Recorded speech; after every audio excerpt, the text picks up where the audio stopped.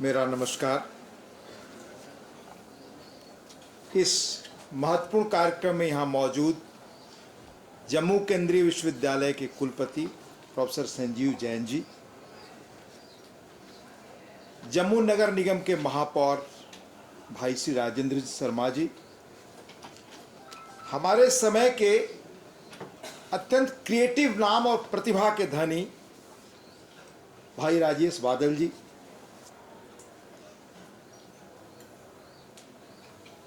वैज्ञानिक निमेश कपूर जी, यहाँ के विभागाध्यक्ष मास मीडिया और न्यू मीडिया के, और यहाँ आने का संयोग उपलब्ध पुनः कराने वाले मेरे प्रिय बच्चा बाबू, यहाँ उपस्थित सभी छात्र छात्राएं, विश्वविद्यालय के अध्यापक गण और मित्रों,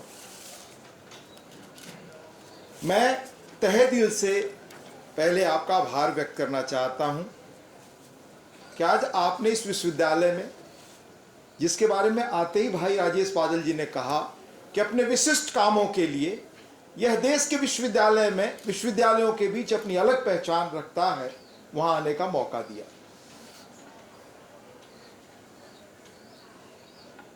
जो विषय आज की चर्चा का है, changing dimension of media education context new education policy 2020। सबसे पहले मैं इससे जुड़े और इसमें उपस्थित सभी छात्रों, छात्राओं, अध्यापकों और सभी जुड़े लोगों को बधाई दूंगा, शुभकामनाएं दूंगा, क्योंकि ये सारे प्रयास और माध्यम होते हैं जो आपकी योग्यता, क्षमता, कौशल, आपके ज्ञान और आत्मविश्वास को बढ़ाते हैं। और आज की दुनिया में संभावनाओं के अनंत द्वार हैं, जहां आप अपने प्रयास से एक नई दुनिया अपनी कल्पना का बना सकते हैं। वैसे भी प्रशिक्षण का, ट्रेनिंग का हमारे जीवन में बड़ा गहरा महत्व है। सिलेबस या जो निर्धारित पाठ्यक्रम आपका है वो तो एक निर्धारित प्रक्रिया है, उसको चलना है, पर उसका एक कैरिकुलम होता है। पर शिक्षा को व्यवहारिकता से जोड़ने और आज जो दुनिया में अवसर हैं, जो बदलाव हो रहे हैं, उस संदर्भ में समझना मेरी दृष्टि में उसकी एक अलग उपयोगिता है। लेमैन की दृष्टि में बिल्कुल एक सामान्य जो पत्रकार की परिभाषा के रूप में हम सब ने समझा, उसमें अगर कहूं तो प्रशिक्षण का महत्व है कि बदलते वक्त के साथ अपने को अपडेट करना और जो अवसर, जो संभावनाएं आपके सामने है, उसमें अपनी जगह बनाना। हम यहां मीडिया के प्रशिक्षण कार्यक्रम में हैं, तो मैं खुद अपने संदर्भ में याद करता हूं कि हमारे दौर में प्रशिक्षण का कार्यक्रम कैसा था और हमें किस रूप में यहां आने का अवसर मिला। इसलिए क्योंकि हमेशा अतीत को समझिए। बड़े दुनिया के इतिहासकारों ने कहा है, इतिहास को जितना पीछे देखिएगा, अतीत को बेहतर तरीके से जानिएगा, भविष्य बनाने का रास्ता आपको खुलेगा। भविष्य की संभावनाओं के द्वार अतीत के ज्ञान से खुलता है, अतीत के इतिहास, अतीत की जानकारी से खुलता है। मैं बीएचयू में पढ़ता था, अरसास का विद्यार्थी था, आपातकाल का वक्त था, हम लोग जयप्रकाश आंदोलन से प्रभावित थे और उसमें तो लगा कि हमें लेखन कार्य में जाना चाहिए। उन दिनों टाइम्स ऑफ इंडिया समूह का प्रशिक्षण कार्यक्रम बड़ा मशहूर माना जाता था। मुझे आज भी याद है, जब मैं अभी बैठ करके आने के पहले नोट कर रहा था पॉइंट्स, तो याद आया कि वो अपने आवेदनों में फ्रेश ग्रेजुएट्स को इनवाइट करते थे। उस वक्त पत्रकारिता प्रशिक्षित कोई व्यक्ति हो, पत्रकारिता का कोर्स बहुत कम जगहों पर चलता भी था। बीएचयू में तब शुरू हुआ था।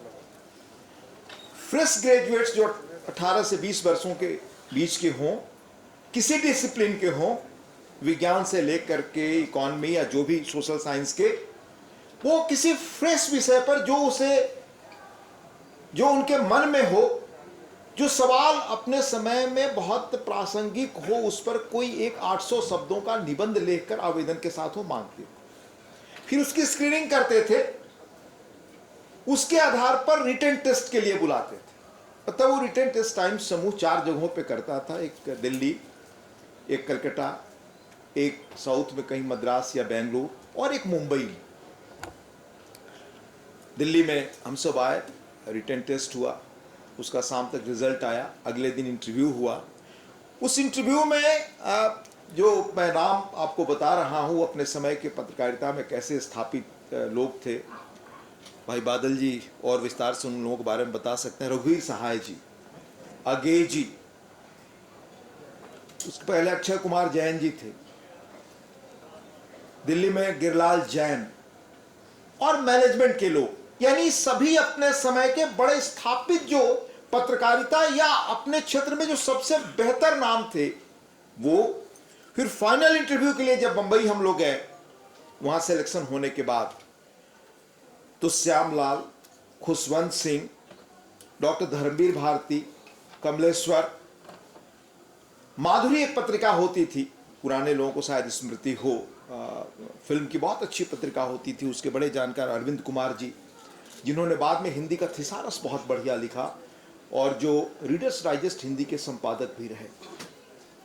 भाषा के बारे में कभी जानना हो, पढ़ना, तो उनको थिसारस पुस्तक वगैरह को पढ़ना चाहिए। फेमिना की बिमला पाटिल जी थी और फिल्म फेयर के एडिटर होते थे बीके करंजिया जी, आरके करंजिया के भाई। अजीत भट्टाचार्य जी जैसे लोग टाइम्स के तब एडिटर होते थे, जो बाद में जयप्रकाश के साथ एवरीमैन के एडिटर बनकर गए। वो साल भर का कोर्स होता था, जिसमें 3 महीने वहां ज्वाइन करने के बाद हमारे कोर्स डायरेक्टर होते थे पतंजलि सेठी। वो कभी लंदन मिरर वगैरह में काम किए थे। 3 महीने के थ्योरेटिकल कोर्स में कॉन्सेप्चुअली चीजों को क्लियर करते थे कि पत्रकारिता उस वक्त की क्या है। तब तो पत्रकारिता मुश्किल आप समझें, प्रेस, टीवी, यही 2-3 मुख्य विधाएं थी और उसका मैनेजमेंट साइड। तो 5 हिंदी के, 10 अंग्रेजी के 15 और 5 या 10 डिपेंडिंग ऑन देयर रिक्वायरमेंट, वो मैनेजमेंट के छात्रों को, उसमें भी आईआईएम वगैरह के छात्रों को सिलेक्ट करते थे। और बिल्कुल क्लासरूम होता था हमारा। क्लासरूम जहां होता था, महाराष्ट्र टाइम्स के संपादक बैठते थे अपने समय के बहुत बड़े नाम, गोविंद तलवलकर। ये मैं नाम सारे इसलिए बता रहा हूं कि अपने अपने रीजनल भाषाओं में वो इतने बड़े हस्ताक्षर थे, वो इतने बड़े लोग, स्थापित लोग थे कि उनकी एक अलग पहचान थी। फिर 3 महीने तक थियोरेटिकली और प्रैक्टिकली चीजों को समझाने बताने के बाद वो टाइम्स के हर पब्लिकेशन में 2-2 महीने के लिए 8 महीने लगभग डेप्यूट करते थे, डेपुटेशन पर भेजते थे प्रैक्टिकल ट्रेनिंग के लिए। नवभारत टाइम्स, हम लोग हिंदी में थे तो माधुरी, धर्मयुग उन दिनों 5 से 7 लाख बिकने वाली प्रति सप्ताह पत्रिका होती थी, सारिका। फिर उसके बाद हर एक जगह से संपादकों के असेसमेंट आते थे कॉन्फिडेंशियल, कि कैसा काम है, किस रूप में इनका काम और परफॉर्मेंस है। फिर 1 महीने लास्ट के ट्रेनिंग होते थे, जिसमें प्रैक्टिकली असाइन किया जाता था कि आप अपने एडिटरशिप में परफॉर्म करें। बाकी आपके कलीग्स जो हैं, जैसे मान लीजिए हम लोग 5 लोग हैं, तो पहली बार एक एडिटर बने तो 4 असिस्ट करेंगे उसमें, और इस तरह 5 को अवसर मिलेगा। तो ऑलराउंड परफॉर्मेंस भाषा के आधार पर, ज्ञान के आधार पर और आपकी आगे जानने की उत्सुकता के आधार पर जो ब्रॉडर पैरामीटर्स थे, उसमें एडिटर्स करते थे, सीनियर करते थे, ट्रेनिंग के हमारे जो अधिकारी थे वो करते थे, उस आधार पर पब्लिकेशंस के रिक्वायरमेंट के अनुसार रखते थे। यानी बिल्कुल एक रॉ व्यक्ति को, जिनका पत्रकारिता का कोई एक्सपोजर नहीं होता था, उन्हें ला करके पत्रकार बनाने का काम इसी प्रशिक्षण की शैली से होता था। अब उससे अपने समय के आप देखें, गणेश मंत्री, एसपी सिंह, उदयन शर्मा, अनेक लोग उस तरह हिंदी पत्रकारिता में, और बहुत सारे नाम हैं, अंग्रेजी में विक्रम राव, एमजे अकबर और बहुत सारे लोग हैं।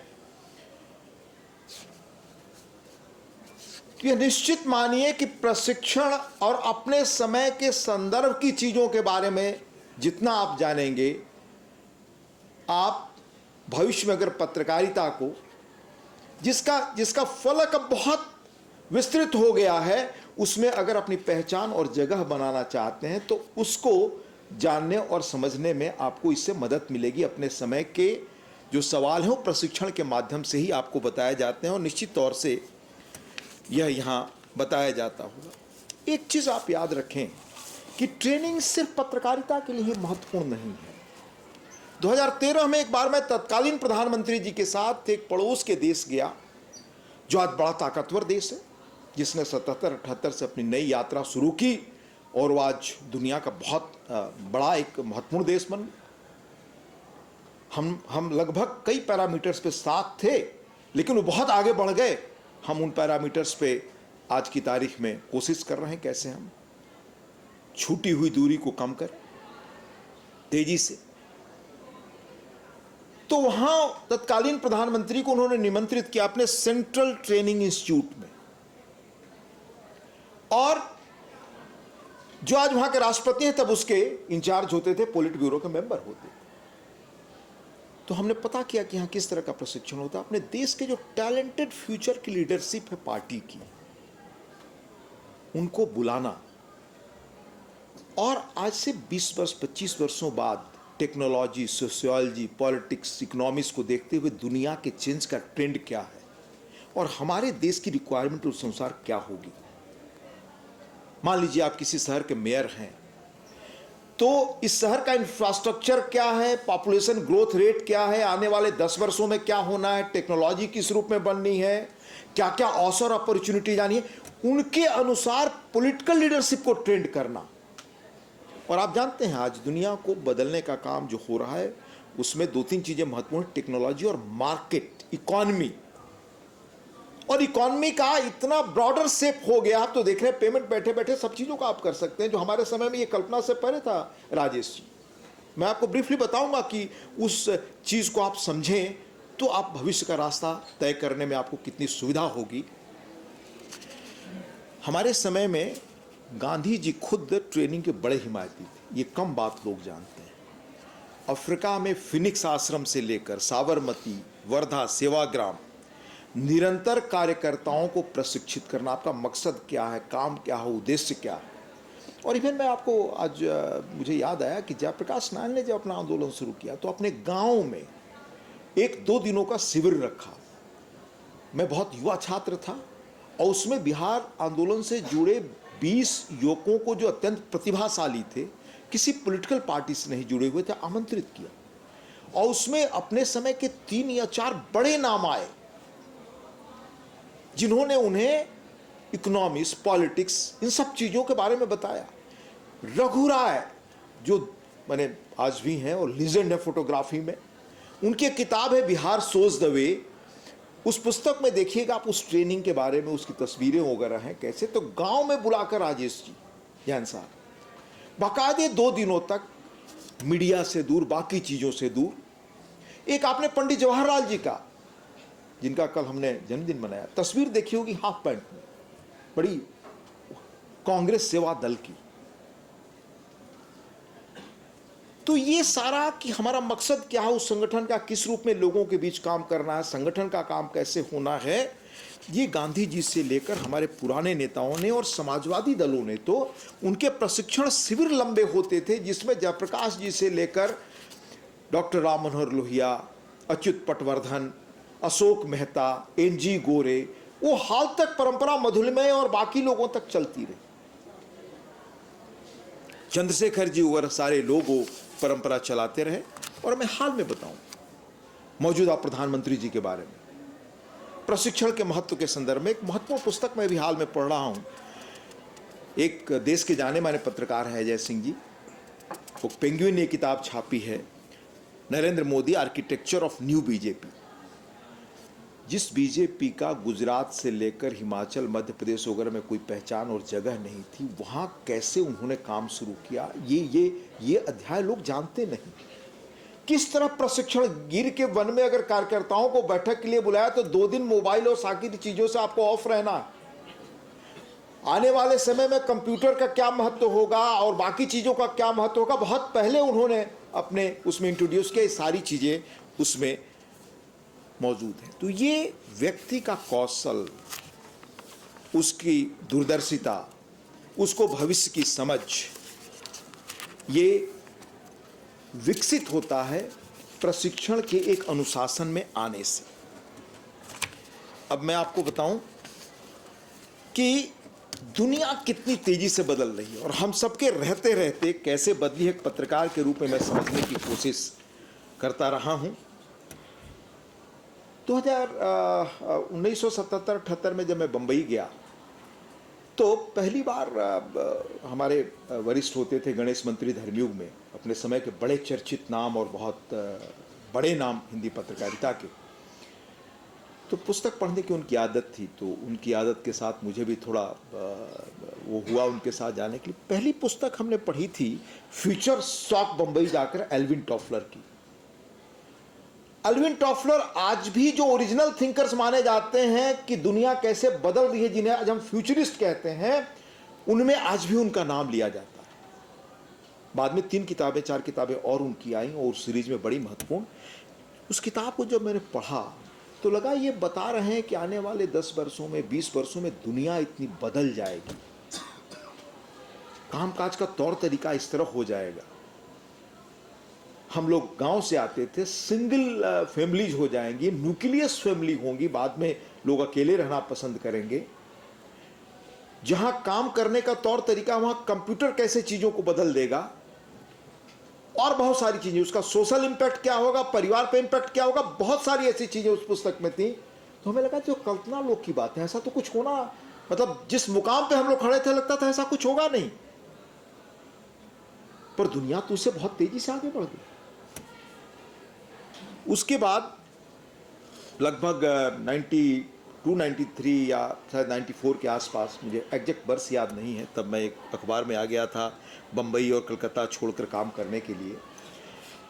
इकोनॉमिस्ट की एक महिला पत्रकार हैं फ्रांसिस केयर क्रॉस, मैं स्मृति से नाम याद कर रहा हूं।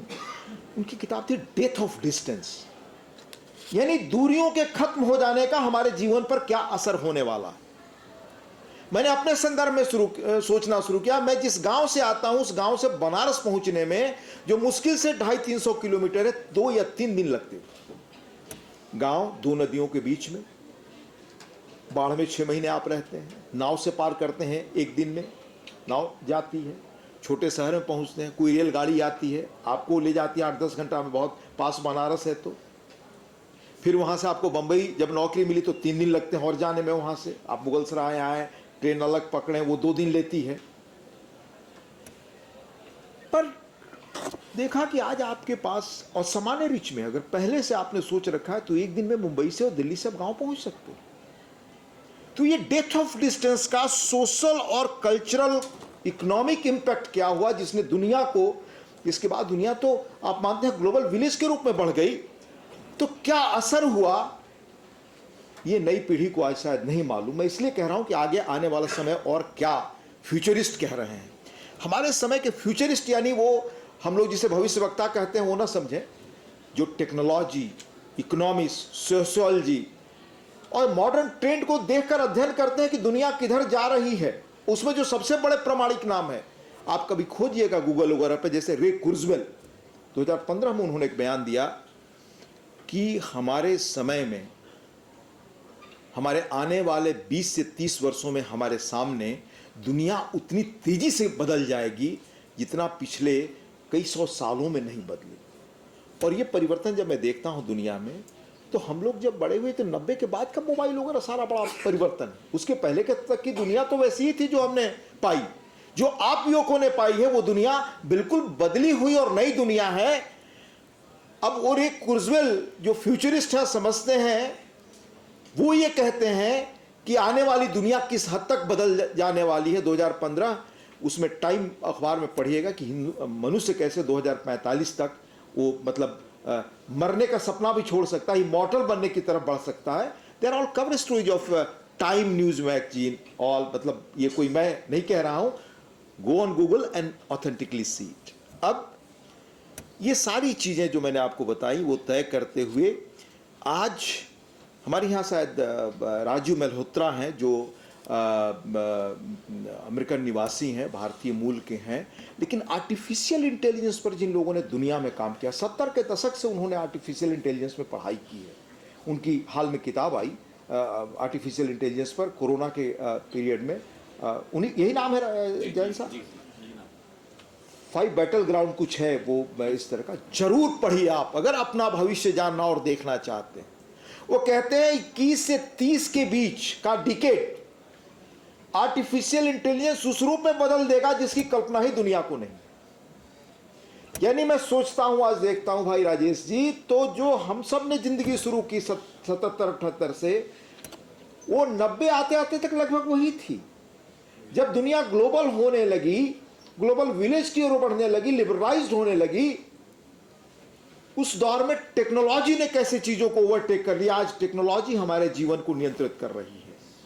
और पहले हमारे यहाँ माना जाता था पुराने दिनों में कि काशी, पुणे या जहाँ शंकराचार्य जी रहते थे, ये सारी चीजें जीवन को हमारे दिशा देती हैं। पर आज टेक्नोलॉजी दे रही है। आज सिलिकॉन वैली में जो कुछ हो रहा वो तय करता है कि आपका जीवन, वो आप अपनाते हैं।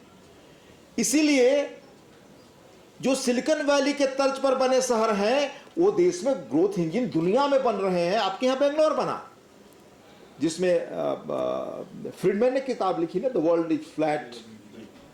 जरूर पढ़िए। अपना भविष्य अगर आप जानना चाहते हैं तो इन चीजों को जानना चाहिए, क्योंकि स्पीड ऑफ चेंज, जो स्पीड ऑफ चेंज पहले था कि हजारों वर्ष में जो चीजें बदलती थी वो आज 2-3 वर्षों में बदल गई। और ये आर्टिफिशियल इंटेलिजेंस ये सिर्फ मतलब अवसर भी है, चुनौतियां भी हैं।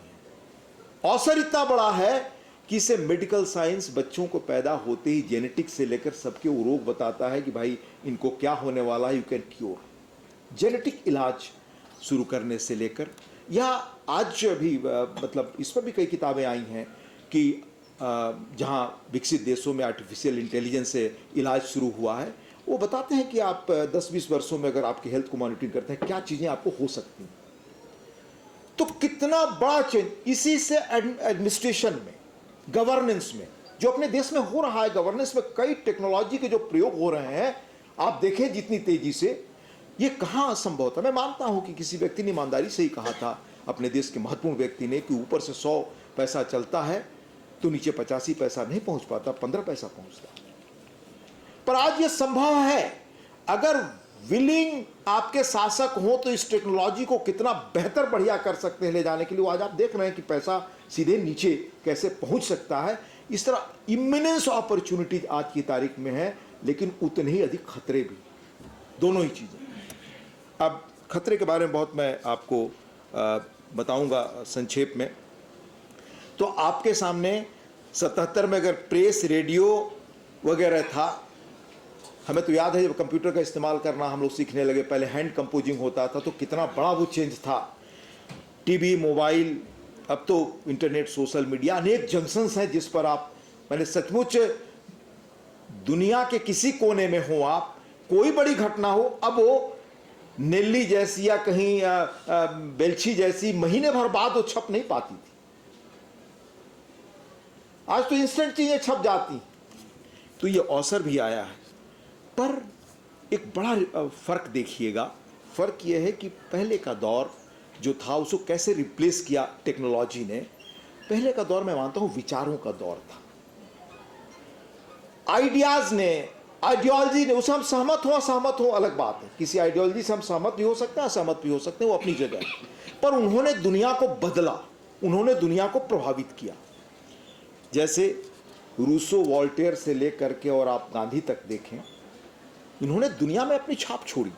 फ्रांस की क्रांति, रूस की क्रांति, चीन की क्रांति, भारत में गांधी का उदय, और पूरी दुनिया में जिस तरह से साम्राज्यवाद था उसका अंत होना और गांधी के विचारों का प्रसार, यह अपने आप में बड़ी चीज थी। हमारे एक सर्वोदय के बड़े चिंतक थे दादा धर्माधिकारी, उनका बड़ा योगदान फ्रीडम स्ट्रगल में और बाकी चीज़ों में रहा। वो बहुत एक सटीक रूप में कहा करते थे कि भाई उस दौर के विचारों का दौर के जो मसीहा हुए, मार्क्स हुए, गांधी हुए, हम सहमत हो असहमत हो अपने, या ऐसे लोग हुए जिनके विचार कॉन्टिनेंट को पार करके, भाषाओं को पार करके, सभ्यता को पार करके घर घर गांव गांव पहुंचे, पर उनसे भी अधिक प्रभावी ये हमें जो लगता है, ये दादा धर्म अधिकारी का ये मानना था। पर आज मैं जब सोचता हूं उनके उस कथन को तो मुझे लगता है कि भाई स्टीव जॉब्स तो इन सबसे आगे निकल गए, उनका आईपैड तो घर घर पहुंच गया। तो इसने दुनिया को कितना अवसर दिया है, और अवसर के साथ साथ चुनौतियां भी बहुत सारी चीज़ों में सामने हैं जिन्हें हमें सोचना चाहिए। जैसे अभी हमारे जैन साहब ने बहुत अच्छा कहा कि मोबाइल फिल्म मेकिंग, मैं याद कर रहा था जिस आज़ादी की लड़ाई के पहले की पत्रकारिता पर आप बड़ा गौरव करते हैं, हम लोग भी करते हैं, उसके दौरान अगर गंभीरता से देखें, भाई राजेश जी शायद इस बात से सहमत हो सकते हैं या शायद, कि जितनी लकीर खींची गई आज़ादी की लड़ाई की पत्रकारिता में, जितने अखबारों के आप नाम लीजिए, चाहे महात्मा गांधी ने अपने ढंग से किया हो, या अन्य लोगों ने, तिलक साहब ने किया हो, महर्षि अरविंद ने किया हो, हमारे मौलाना अबुल कलाम आज़ाद ने किया हो, और यह अनेक नाम वो अपने विचारों के लिए लेकर आए। वहां से लेकर गणेश शंकर विद्यार्थी प्रताप तक देखिए आप, ये सारे निजी इनिशिएटिव थे। उस वक्त भी मुख्य धारा की पत्रकारिता, स्टेट्समैन, पायनियर यही न थे। पर आज हम अरण्य रोदन करते हैं कि वो पत्रकारिता बहुत गौरव की थी। अरे भाई, उन दिनों भी पत्रकारिता ये थी। एक ही चीज का भाव हमारे समाज में आज दिखता है कि इतने नए अवसर हैं, और जैन साहब ने ठीक कहा कि आज आपके पास जितने अवसर हैं इनोवेशन के, जितने अवसर हैं नए प्रयास के, वो शायद पहले नहीं थे। पहले अखबार शुरू करने के लिए, और आज तो बड़ा महंगा हो गया, अखबार निकालना कितना महंगा है, इसलिए अखबार के साथ वो बुराइयां भी आई हैं, क्योंकि पूंजी की अपनी कीमत होती है। आज एक अखबार निकालने में 100 करोड़ मामूली लगेगा आपको, उसमें 10 वर्ष आप अलग से घाटा उठाएं तो उस पूंजी की अपनी कीमत होगी, सारे कंप्रोमाइजेज होंगे। पर उसके बगैर आप सोशल मीडिया के जंक्शन से आप अपनी जगह बना सकते हैं, अपने ढंग से आ सकते हैं, लेकिन वो करने में आपको एक ही चीज भारतीय मनीषा से, भारतीय परंपरा से क्या ध्यान रखना चाहिए, जिस पर दुनिया बात कर रही है, मैं उसका उल्लेख करूंगा बहुत संक्षेप में। जैसे मैं बताऊं आपको, एक मौका क्या नए अवसर के हैं क्लाइमेट चेंज पर। ये इतना गहरा असर हो गया है, और रीजनल असर पड़ा है अपने देश पर भी। दुनिया में तो पड़ ही रहा, यूरोप में जो सूखा पड़ा आपने देखा, बाकी जगहों पर जो हो रहा है वो आपने देखा। अपने देश में भी मौसम का बिहेवियर हर जगह के लिए अलग है। अब उसका क्या लोगों के जीवन पर असर पड़ रहा है, एग्रीकल्चर पर क्या असर पड़ने वाला है, और तो और आपके समय में आने वाले रोजगार पर क्या पड़ने वाला है। ये आर्टिफिशियल इंटेलिजेंस, इसके बारे में एक्सपर्ट्स के मानने हैं कि आने वाले समय में 10 से 12 करोड़ नए जॉब आएंगे दुनिया में, और पुराने जॉब जाएंगे। जैसे जब कंप्यूटर आया हमारे यहाँ पेपर इंडस्ट्री में, तो मुझे याद है कि उसके पहले हाथ से कंपोजिंग मशीन से कंपोज होता था, और वो एक काम पता नहीं 10-20 घंटे में होता था, और एक आदमी कंपोज करता था, दूसरा प्रूफ रीडिंग करता था, तीसरा उसको फाइनल पढ़ता था। आज एक ही आदमी पेज डिजाइनिंग से लेकर प्रूफ रीडिंग से लेकर सारी चीजें कर सकता है, अगर वो सक्षम है तो बिना बड़े इन्वेस्टमेंट के आप अपनी चीजें शुरू कर सकते हैं। ये इस टेक्नोलॉजी ने अवसर आपको उपलब्ध कराया, पर उस अवसर को कैसे आप इस्तेमाल करें, मैं उसमें बताऊं आपको। स्टीफन हॉकिंग वैज्ञानिक, आप सब लोग हमसे बेहतर जानते होंगे उनके बारे में, बड़ी चर्चित तस्वीर है, जिनके बारे में डॉक्टरों ने कह दिया था कि वो शायद 18-20 वर्षों से ज़्यादा जी नहीं पाएंगे, पर वो जी 50 वर्षों तक शायद। उसे अभी 2 वर्ष पहले शायद निधन हुई। कैम्ब्रिज में शायद फिजिक्स पढ़ाते थे, और उनकी लास्ट किताब है, वो हर मतलब कम से कम युवकों को पढ़नी चाहिए, brief answers to big questions. मैं ये सब स्मृति के आधार पे आपको कह रहा हूँ, चेक कर लेंगे आप। उसमें वो 4 या 5 चीज गिनाते हैं कि हमारे समय की दुनिया की सबसे बड़ी जो मौजूदा चुनौतियां वो क्या हैं। अगर हमने इसका हल नहीं ढूंढा तो हमको नई दुनिया, नए अर्थ, नया मतलब क्या प्लेनेट तलाश लेना चाहिए मनुष्य को रहने के लिए। प्लेनेट रहने के काबिल नहीं होगा। उसमें क्लाइमेट चेंज है, और वो वैज्ञानिक कह रहे हैं कि टेक्नोलॉजी भी है, क्योंकि टेक्नोलॉजी तो वैल्यू न्यूट्रल है। टेक्नोलॉजी को कैसे आप इस्तेमाल करते हैं, आप युवक या भविष्य के लोग, उस पर निर्भर है। और भी 3-4 चीजें बताई हैं उन्होंने। तो आज इस पर अवसर भी है लोगों का। भी मैं एक रिपोर्ट पढ़ रहा था 3-4 दिनों पहले कि बांग्लादेश में क्लाइमेट को लेकर रीजन वाइज कितनी लोगों में अवेयरनेस आई है, उस ढंग से कैसे लोगों का बिहेव चेंज हुआ है। ये टाइम की शायद रिपोर्ट है। तो हमारे देश में तो इस क्षेत्र में बड़ा काम हो सकता है जो हमें करना चाहिए, क्योंकि हमारे यहाँ रीजन अलग अलग है, उनका क्लाइमेट स्वरूप अलग अलग है, और निश्चित तौर पर ये सारे काम हमें करने चाहिए। पर ये सारी चीज़ों को करते हुए एक चीज़ पर हमें गौर रखना चाहिए जो दुनिया में सबसे महत्वपूर्ण है, और भारत की मनीषा की देन है, मैं मानता हूँ। हमारे उपनिषदों की, हमारे बाकी जो हमारी जो ग्लोरियस परंपरा रही है उसकी देन हो। क्या है मैं आपको संक्षेप में कहूँगा। एक तो चीज़ मैं आपको बताऊं कि नई एजुकेशन पॉलिसी की सबसे इम्पॉर्टेंट चीज़ है जो अवसर देती है हमारे यहाँ, उसमें बहुत सारी चीज़ें हैं। मैं एक पक्ष पर कह रहा हूँ कि मातृभाषा को जो महत्व मिला, और मातृभाषा का महत्व कितना महत्वपूर्ण है। 21वीं सेंचुरी को नॉलेज इंडस्ट्री कहते हैं, जिसमें कहते हैं नॉलेज इज पावर। अब आपके पास जो ट्रेडिशनल इकोनॉमिक्स की परिभाषा थी कि वही व्यक्ति जो टाटा बिरला परिवार में पैदा हुआ या संपन्न परिवार में, जमींदार के घर में, किसी सामर्थ्यवान के घर में, उसकी ही अगली पीढ़ी सामर्थ्यवान रह सकती है, वही एक धनवान हो सकता है, वही समर्थवान हो सकता है। पर आप देख रहे हैं अजीम प्रेम जी से लेकर इन्फोसिस, वो सब एक पीढ़ी में प्रतिभा के बल, नॉलेज के बल, यानी माना जाता था ट्रेडिशनल इकोनॉमिक्स में कि लैंड, लेबर, कैपिटल यानी पूंजी जिसके पास हो, जमीन जिसके पास हो, ये चीज़ें आपको ताकतवर बनाती हैं। पर उस सारी परिभाषा को इस नॉलेज एरा ने बदल दिया। तो ज्ञान आपका जितना अधिक होगा, आप दुनिया में अपनी उतनी विशिष्ट जगह बना सकते हैं। इसलिए ज्ञान का विकास जितना अपनी भाषा में हो सकता है, उतना किसी और दूसरी भाषा में बेहतर तरीके से नहीं। मैं विस्तार में गए या भाषा शास्त्रियों की बात कहे, भाषा वैज्ञानिकों की बात और प्रामाणिकता कहे, मैं गांधी का एक कोट आपको बता रहा हूँ जो 20 अक्टूबर 1917 को गुजरात के भड़ौत में उन्होंने कहा था। विदेशी भाषा द्वारा शिक्षा पाने पर दिमाग पर जो बोझ पड़ता है वह असह्य है। यह बोझ हमारे बच्चे उठा तो सकते हैं, लेकिन उसकी कीमत हमें चुकानी पड़ती है। वे दूसरा बोझ उठाने लायक नहीं रह जाते। इससे हमारे स्नातक अधिकतर निकम्मे, कमज़ोर, निरुत्साही, रोगी और कोरे नकलची बन जाते हैं। उनमें खोज करने की शक्ति, विचार करने की शक्ति, साहस, धीरज, वीरता, निर्भयता, अन्य गुण बहुत क्षीण हो जाते हैं। इससे हम नई योजनाएं नहीं बना सकते, यदि बनाते हैं तो उन्हें पूरा नहीं कर पाते।